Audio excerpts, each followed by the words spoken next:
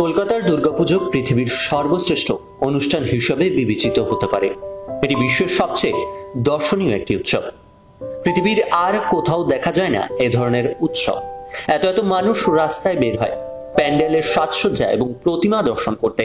তাছাড়াও রাস্তায় দেখা যায় নানান শৈল্পিক রূপ। প্রতিটি রাস্তা হয়ে ওঠে আলোকিত এবং প্যান্ডেলে থাকে লক্ষ লক্ষ লোকের সমাগম। এটি সত্যি পৃথিবীর সর্বশ্রেষ্ঠ উৎসব। এবার 2024 সালের দুর্গাপূজায় মৈত্রী সংঘ ক্লাব নিচ্ছেন কিছু বিশেষ উদ্যোগ।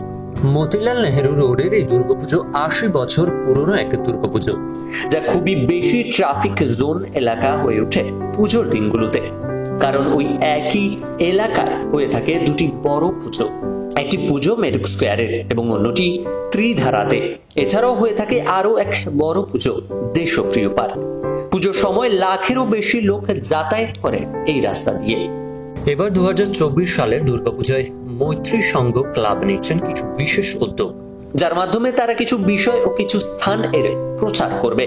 গত বছর দুর্গাপুজোতেও তারা তাদের কাজের মাধ্যমে একটি দৃষ্টান্ত দিয়েছিল বর্জ্য পদার্থকে কিভাবে কাজে লাগানো যায় এবং পুনর্ব্যবহার যোগ্য করে তোলা যায় সে বিষয়ে।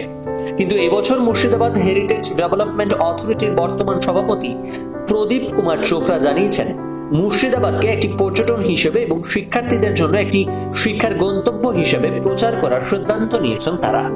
আর তাই এই বছরের জন্য তাদের থিম মুর্শিদাবাদ। মূল প্যান্ডেলকে কাঠগোলা প্রাসাদের একটি প্রতিরূপ হিসেবে তৈরি করা হচ্ছে, যা মুর্শিদাবাদের একটি আইকনিক ভবন, যা মুর্শিদাবাদের প্রতিনিধিত্ব করে। এই সময়ে এখানে মোট 27টি স্টল থাকবে, যা পর্যটকদের আকর্ষণ করবে। তাদের মধ্যে অনেকে আবার মুর্শিদাবাদের স্থানীয় শিল্প ও নৈপুণ্য প্রদর্শন করবে, যেমন শোলা, কাঠের কাজ ইত্যাদি। থাকবে মুর্শিদাবাদের স্থানীয় ঐতিহ্যের স্টল। মুর্শিদাবাদের বৈশিষ্ট্যযুক্ত মিষ্টি বিক্রি করার জন্য স্থানীয় এলাকার লোকজনও থাকবে সেখানে। তাছাড়াও প্রতি সন্ধ্যায় এক সাংস্কৃতিক মঞ্চের আয়োজন করা হবে সেখানে, যেখানে মুর্শিদাবাদের শিল্পীরা তাদের শিল্প প্রদর্শন করবে। তাছাড়াও মুর্শিদাবাদের উপরে 3-ডাইমেনশনাল ভার্চুয়াল রিয়েলিটি শো উপস্থাপন করা হবে সেখানে। তার পাশাপাশি সন্ধ্যায় মুর্শিদাবাদের উপর কিছু প্রচারমূলক ফিল্ম স্ক্রিনিংও করা হবে। এই পুরো অনুষ্ঠানটি পরিচালনা করবেন মুর্শিদাবাদ হেরিটেজ ডেভেলপমেন্ট অথরিটির বর্তমান সভাপতি প্রদীপ কুমার চোপড়া।